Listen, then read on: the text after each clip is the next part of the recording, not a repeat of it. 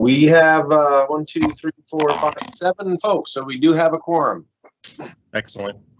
Okay, I'd like to call the meeting. This is March 11th, 2021 meeting of the AMATS Technical Advisory Committee to order. Mr. Lyon, would you do the roll call for me, please? Yes. Mr. Van Hove. Present. Mr. Stichik. Ms. Kilcoyne.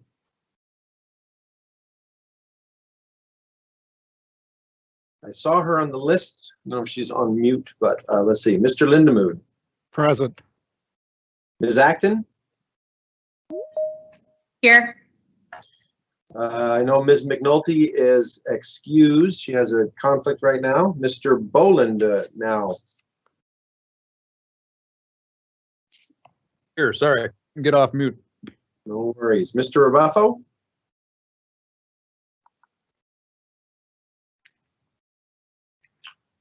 He was also there just a moment ago. So, Mr. Colhayes is excused. Mr. Alimi. Present. And Mr. Craps is here. So I did see Miss Kilcoyne and Mr. Rebuffo, but I did not hear them. This is Shana Kilcoyne. I'm present. There we go. And Craig, this is Matt Stichik. I'm present as well. All right. Let's just make sure Mr. Rebuffo, you was there earlier, but may have jumped off. Either way, you have a quorum, sir. Thank you. Craig, Yes. this is John Linnell. Luke Boland doesn't take over in the DOT position until the April meeting. Okay, so sir. I am present for this meeting. Got it. Fully represented, along with our policy committee chair and Mr. Weddleton. So we have a cast of thousands here today. Wonderful. Great. So it sounds like we have a quorum. Craig, could you do the public involvement announcement, please? Yes, indeed. AMATS committee meetings are open to the public. The public is invited to provide comment at each meeting. If we have a business item, we'll have a presentation by staff or a consultant. After that, the committee will be given a chance to discuss it. And after that, we will invite the public to comment. Because we're doing Teams live, we have a bit of a delay. So we'll just make sure we're about a 30 to 40 second delay, and we'll just wait and make sure Christine can let us know if we have comments. Can I also in the Teams chat, you will see the link to the document to provide your it's a sign-in sheet there. So if you could take that opportunity to fill that out, that'd be great. We keep track of who has attended and some other demographic information there. So I appreciate if folks could take a look at that and fill that out. Okay, thank you. We're on to item 3. Can I get approval of the agenda? This is Todd. Move to approve. This is Alimi. A second. Thank you. Any objections to approval of the agenda? Okay, hearing none, the agenda is approved. We are on to item 4, approval of the meeting minutes for February 11th, 2021.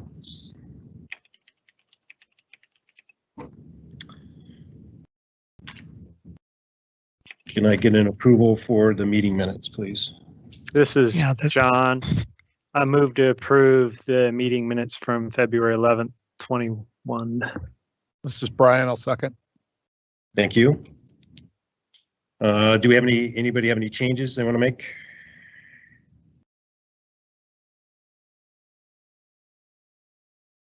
Okay, are there any objections to adoption of the minutes? Okay, hearing none, those are approved. We are on to item 5, action items. Craig, could you go ahead and present? Yes. 5A, please. Thanks. You bet. So if you remember, our Citizens Advisory Committee has a seat available for each assembly district in our town. We have an opening for Assembly District 4, and we have a nomination here. It's Diana Evans. She's been active in the community council in her area. resident since 1999. She is an engineer by trade, I believe, working in the natural resources or petroleum field, etc. So you see her resume before you, and that was sent out a week ago. We're asking for you folks to recommend approval of Diana Evans to Assembly District Seat 4 for the Citizens Advisory Committee. Thank you. This is Chickna. I was going to. Sorry, I don't believe she is on. I don't know if, Christine, if you can see if she's on in the Teams live chat.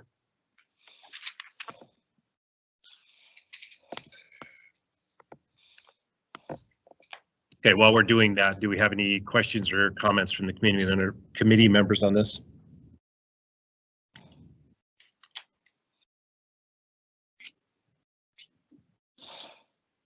Okay, we're going to pause here a minute and see if.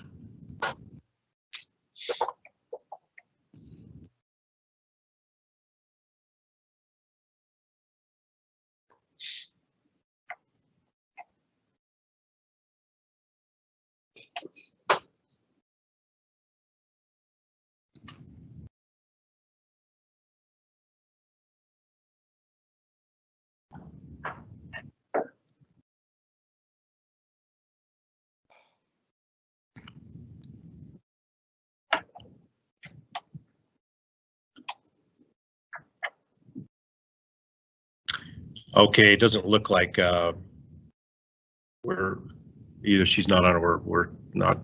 Yeah. Anyway, so let's move along.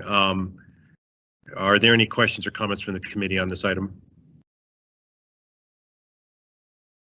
Okay, is there any comments or questions from any of the policy members that are online?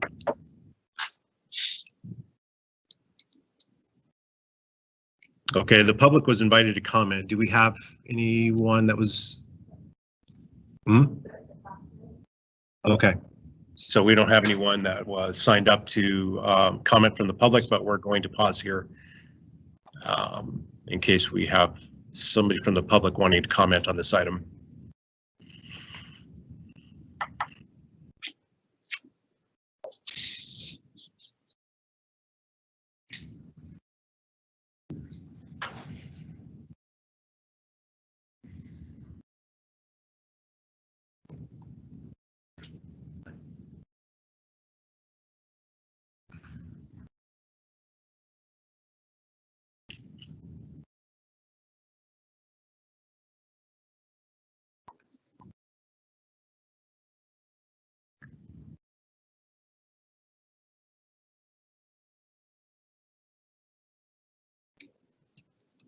Okay, I've been given the thumbs up on that. We don't have anybody to comment. What's the will of the committee on this item? This is Matt Stichik. I will move to recommend to the Policy Committee approval of the appointment of Deanna Evans to the District 4 seat on the Citizens Advisory Committee. Thank you. This is Todd. I'll second that. Okay, thank you. Are there any objections to approving the motion? Okay, hearing none, that motion's approved. Mr. Lyon, do we have any other action items? No, sir. Okay, we're moving on to project and plan updates, I believe. Do we have any project and plan updates? Well, I was going to do them down in general informational, but it's the same sort of thing here. So I'll just give you a quick update. As folks know, probably the tip is out for the amendment number 2 is out for public comment, which I believe goes through the 28th, I think, or towards the end of the month, but there's still opportunity to comment on that. What's that? What was that? March 29th. March 29th. I was a day off. That's pretty close, I guess. So got a little bit of time still left to comment on that. Non-motorized plan, that comment period ended, and I believe Joni is working on assimilating a lot of comments and getting responses to those. So it's great that we had a lot of feedback on that. And in other good news, our RFP for the 2050 MTP is out on the street right now. So we are, as you know, it took a long time to get the last one done. So Aaron's not letting any grass grow underneath his feet, and that thing's already out on the street. So we have a pre-proposal meeting. I think it's scheduled for next week when the potential bidders are given an opportunity to ask us some questions. So we're moving right along on that. So just wanted to give you folks those quick updates. If you have any questions, you can try and answer them. That's it for that. Anybody have any questions, comments? Okay, we're on to item 7, general information. Mr. Lyon, can you present those two, please? So the first one was the one I just gave. I just did it earlier. I just snuck that by you. And the second one is we have Tom Davis with the MOA long range planning and Elizabeth Appleby with current planning, both in the planning department here. And they are on to give a presentation on Title 21 parking regulations. So I know Tom was there. Are you there, sir? Yes, I am. Excellent.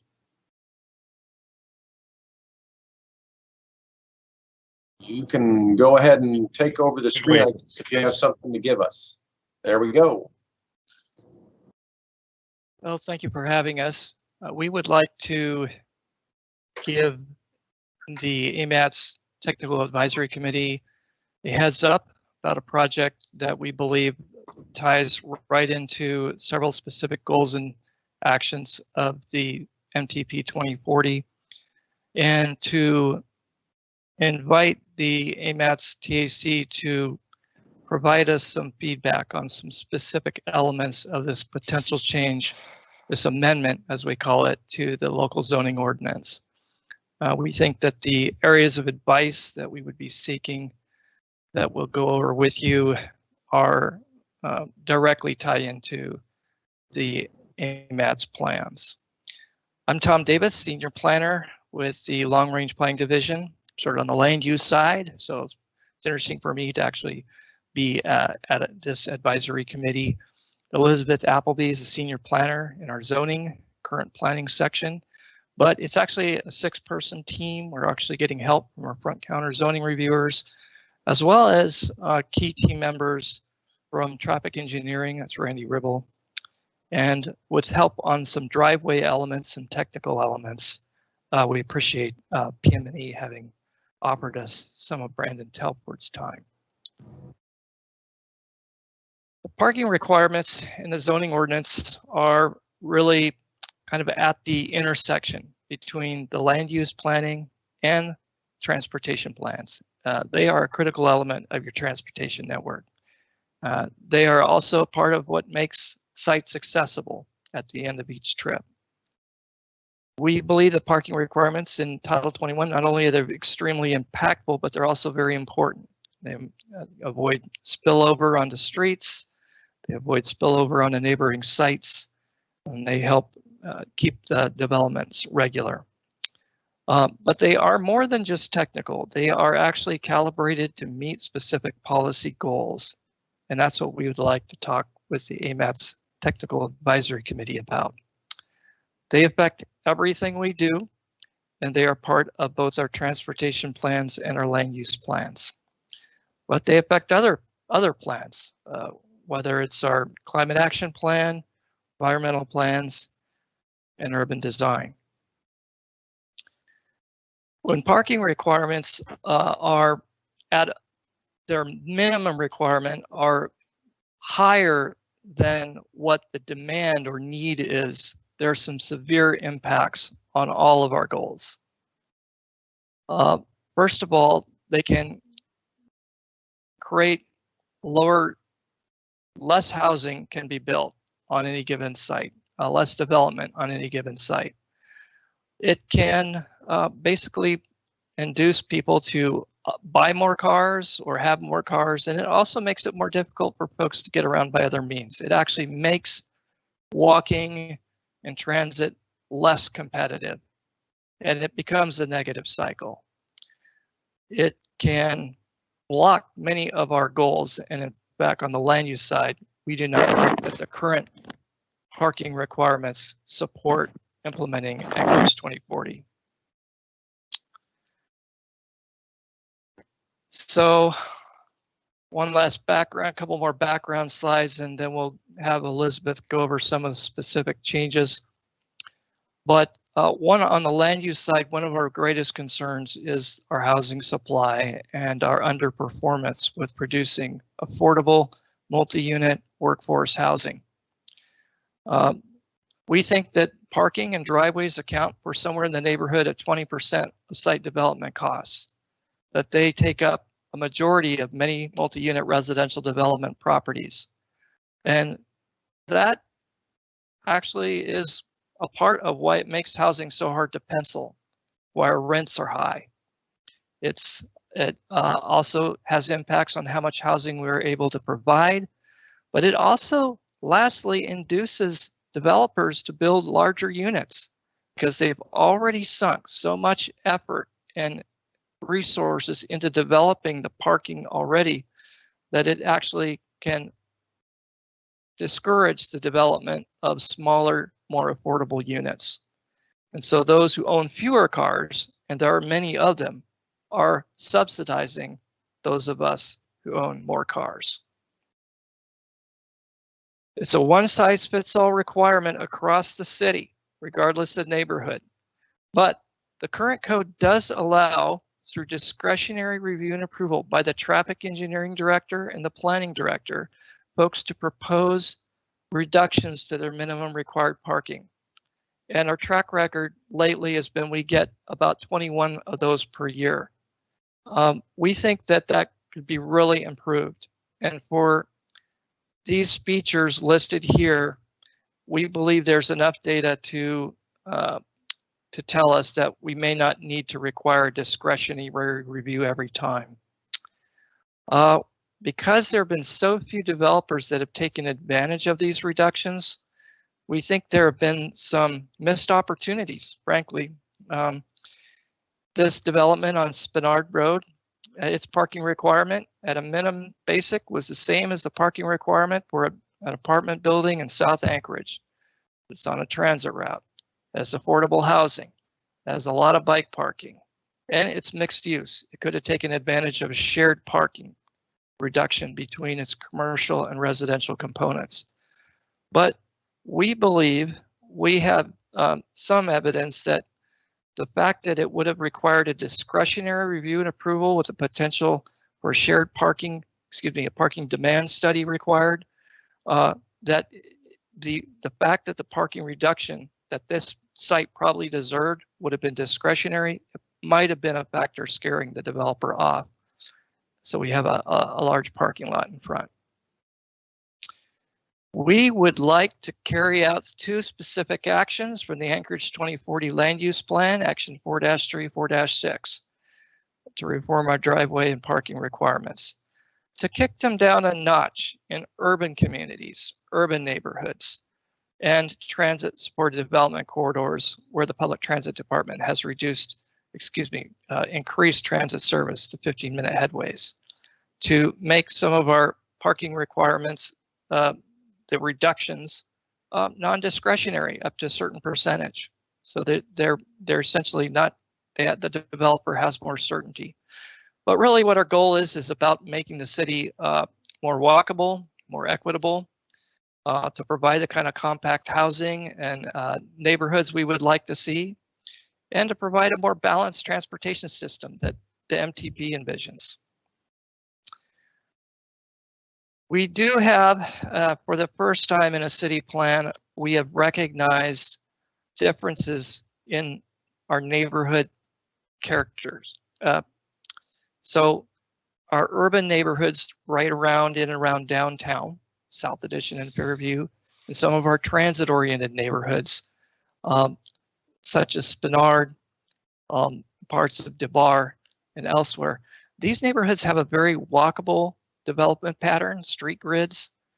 Some of them have a fair amount of sidewalks, and they all tend to have relatively great public transit service. These neighborhoods are our infill and redevelopment focus areas. And in order to fit that infill redevelopment, that housing and the jobs and employment in those areas, it needs to be more compact and walkable. And these areas actually have what we believe are the lower parking demand rates that can support a lower parking requirement to some degree. This project is not just about land use. There are certain specific actions from the 2040 MTP that we are I have identified, such as 3E5 there with the arrow, where we're looking at ways we can adjust parking strategies.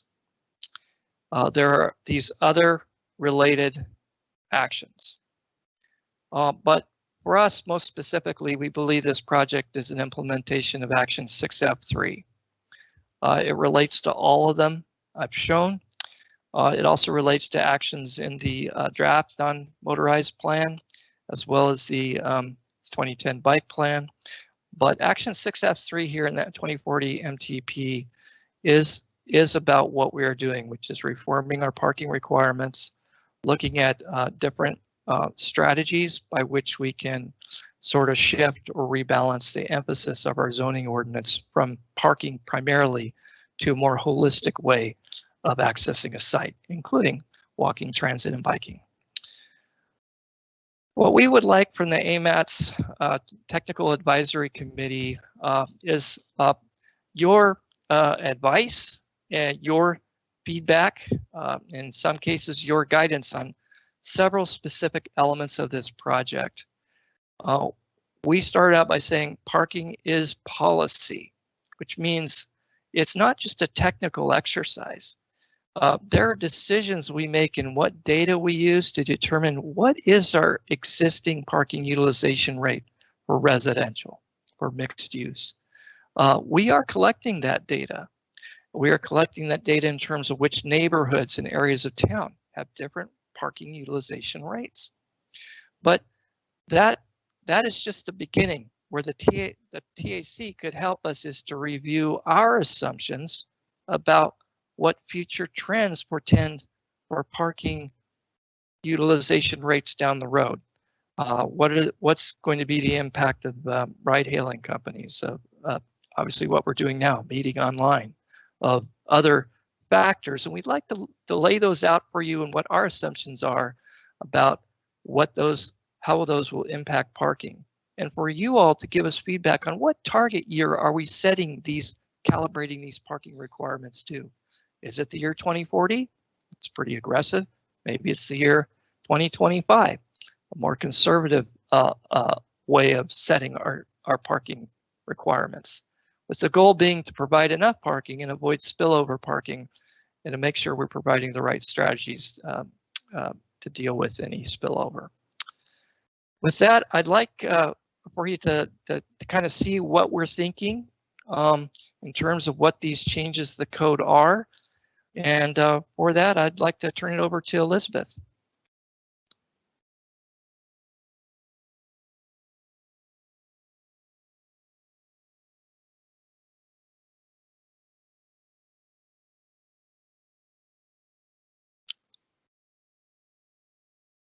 Elizabeth, are you there? Elizabeth, you may be on mute. Can you hear me now? Yes, I can. Okay, sorry about that. Yeah, I was talking, but I'd hit it on my screen, but I must have muted myself. Okay, so I'm going to go over some of the amendments that we're looking at for these code changes. One of them would be some targeted area-specific lower parking requirements. One area would be in the traditional urban neighborhoods. Those neighborhoods tend to have lower car ownership, houses are closer together, and they also tend to have infrastructure that supports other ways to go around, like sidewalks. So the maps here show some areas of South Addition and Fairview. These are still just initial areas where our final proposal would probably extend this a little bit westward to encompass the area of Fairview that also has low car ownership and some pedestrian infrastructure. But we're looking at replacing some of the administrative parking reductions with lower by right parking requirements. they would be about 20 to 25% lower. Next slide. Another area specific lower parking requirements would be in our transit supportive corridors or edge urban neighborhoods. So some parts of Spenard along Lake Otis. The map here shows areas within a quarter mile of 15-minute bus routes. For those, we were looking at a 10 to 25% reduction potentially in parking requirements since people have access to public transit in these areas. Next slide. So this slide shows some of the strategies we're looking at. The idea is to streamline the reductions and have more options. We're looking at making some of the reductions non-discretionary to a certain percent. So that means there would not need to be a parking study or approval of the traffic engineer or director in order to get the reduction. And we think that this would provide a clearer review and approval criteria and give some clarity to developers, because they know they could get the reduction if they do these things up to a certain percent. We're looking at 5 new reduction options and 7 old reductions to be deleted or replaced. This would provide some opportunities for mixed use, particularly with enhanced pedestrian access, shared parking, and adaptive reuse. Also, this group might be particularly interested in some of the shared vehicle program reductions. Next slide. So this page goes over the shift in emphasis towards alternative transportation modes. So parking requirements is just one piece of the shift to alternative transportation modes. In these code changes, we're also looking at increasing bike parking requirements. So that would be throughout the city, but then having more targeted bike parking increases in those traditional urban neighborhoods in the transit corridor. We're also looking at deleting the 3-space minimum parking requirement that is applied to all uses, and potentially allowing ride hailing or electric vehicle charging stations to count towards required parking. And we'd like to keep the pedestrian access, so we want to make sure that we're keeping in place existing walkways and making sure that there's good access between land uses. Next slide. So the last potential amendment that I want to go over before I throw it back to Tom is for sidewalks. We've been discussing a requirement to provide sidewalks where they're missing in the traditional urban neighborhoods, since that's where we really want to make sure that we have a good pedestrian infrastructure. So we'd want to fill in gaps if there is no sidewalk, and then require existing sidewalks be restored at a maximum of a 2% cross slope, so that you don't have to like sidestep off across a steep driveway.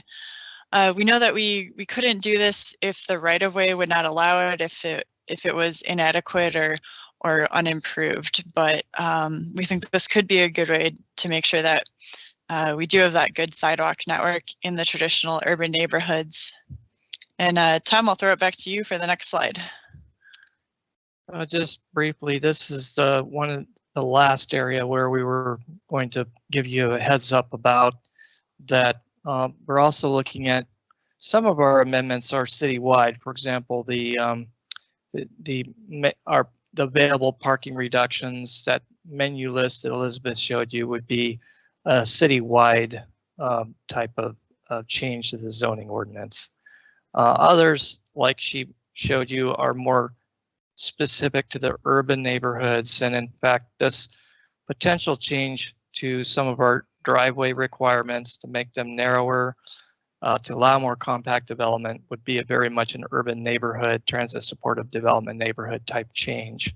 It would also seek to provide more controls to limit the impacts of driveways cutting across our pedestrian network in those areas.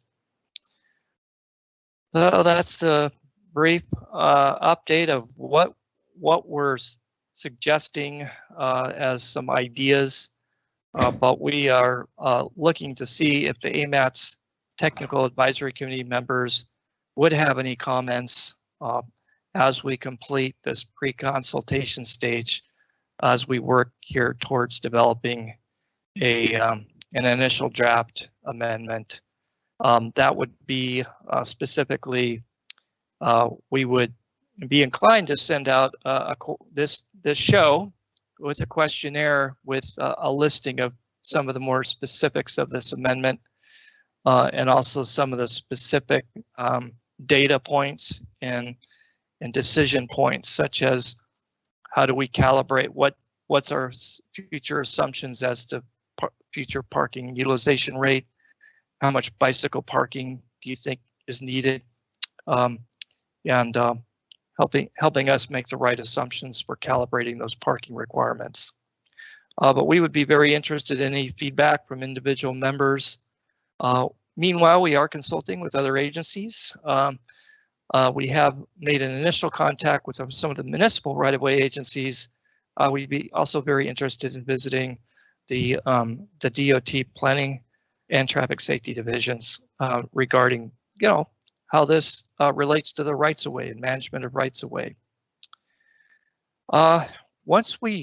Where I'd be really interested in getting some feedback from the TAC as a group would be some kind of workshop or some kind of meeting where we could go over the planning departments, our interagency teams, data and assumptions as to the baseline parking utilization rate, the future anticipated parking utilization rate, and not just for cars but for bikes, and to assess the potential menu of parking reductions and whether they are appropriate as we suggested.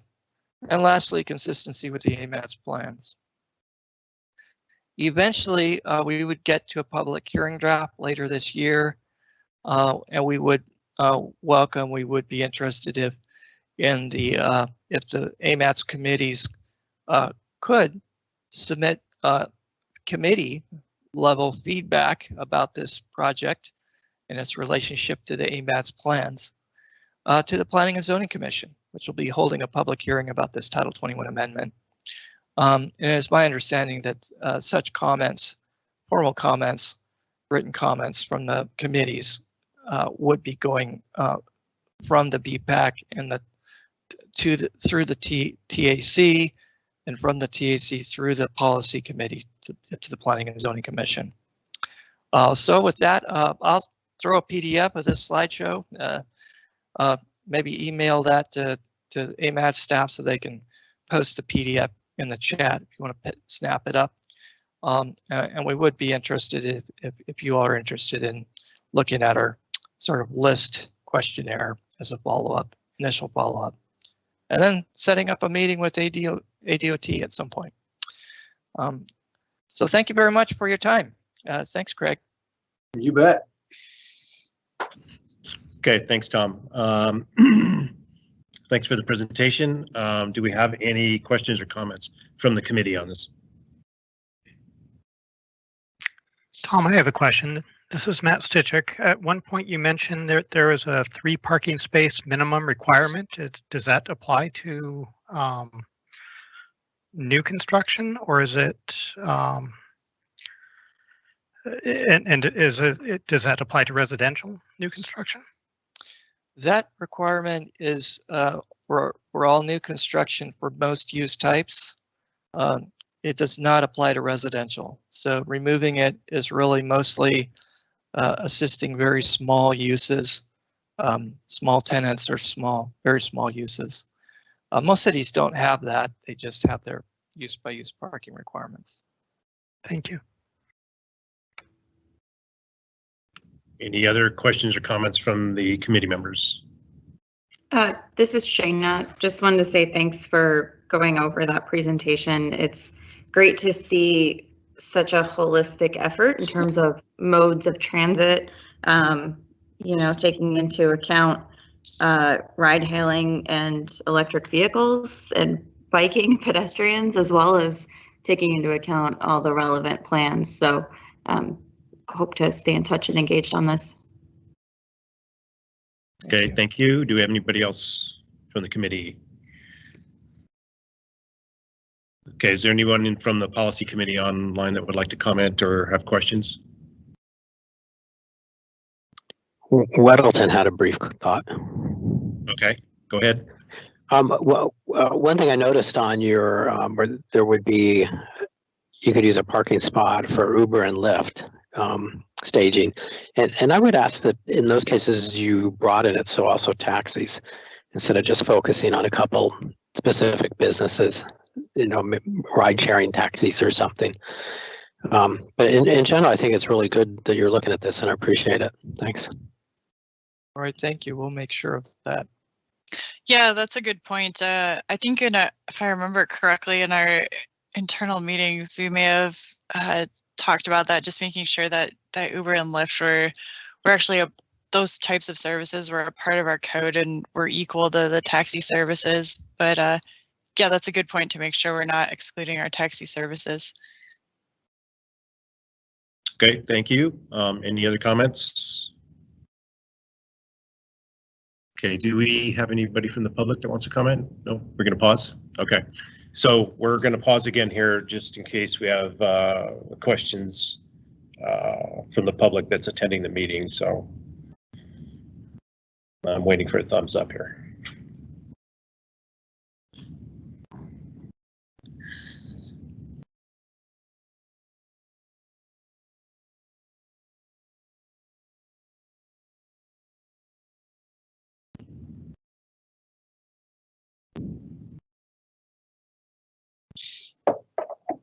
Okay, we're good. So we are on to item 8, committee comments. Any comments from committee members? This is John Linnell. As mentioned at the beginning of the meeting, this will be my last technical advisory committee meeting. I'll be leaving the pre-construction engineer position at DOT. Luke Boland will be filling the pre-construction engineer position coming April 1st. So he will be the new person filling my slot on the technical advisory committee. Thank you, Mr. Linnell. Anyone else on the committee have comments? Okay, we're on to item 9, public comments. Do we have any public comments? No, but we're waiting. Oh, we're waiting again. Okay.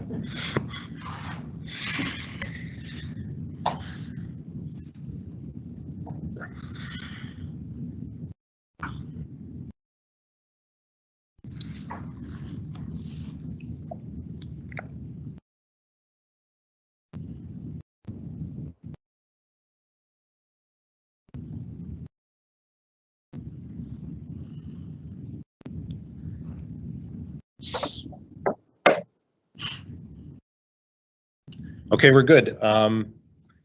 Thank you all for the participation. We're going to adjourn the meeting. It is now 3:09. Thank you all.